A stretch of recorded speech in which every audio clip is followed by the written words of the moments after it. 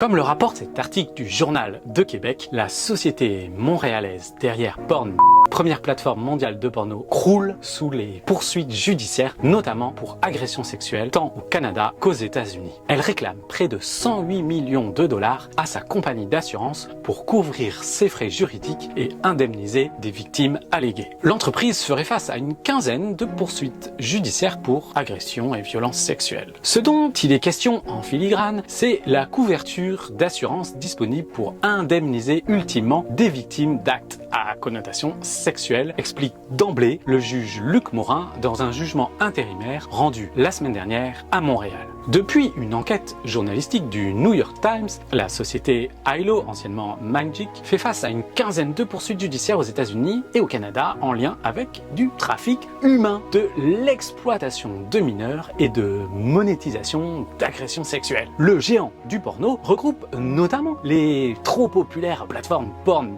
et ILO se tourne ainsi vers les tribunaux dans l'espoir ultimement que la compagnie souveraine Assurance paye les frais juridiques à la hauteur de 108 millions de dollars de poursuite. De son côté, l'assureur a refusé sous prétexte que la plateforme de porno a omis, lors de la signature du contrat d'assurance, de lui dévoiler l'existence d'un grand nombre de demandes de retrait de contenu formulées par les victimes alléguées. La responsabilité de ILO, en sa qualité de producteur et de distributeur de matériel pornographique, est attaquée de toutes parts, explique le juge Morin de la Cour supérieure. Inutile de s'aventurer plus loin dans les détails scabreux parsèment ces actions en cours. Cependant, il convient de souligner que les poursuites des victimes dépassent de simples allégations, certaines actions ayant fait l'objet de reconnaissance formelle par la plateforme, souligne le juge. Le magistrat a scindé en deux la poursuite de la plateforme contre son assureur. Le tribunal devra déterminer si la société montréalaise était assurable et, en deuxième lieu, quelles sont les obligations de remboursement de son assureur le cas échéant. Alors, reconnaîtrons dans cette affaire enfin qu'une plateforme de porno comme celle-ci génère des agressions sexuelles. Et vous, qu'en pensez-vous? Venez en parler avec nous sur le chat de sosporno.net.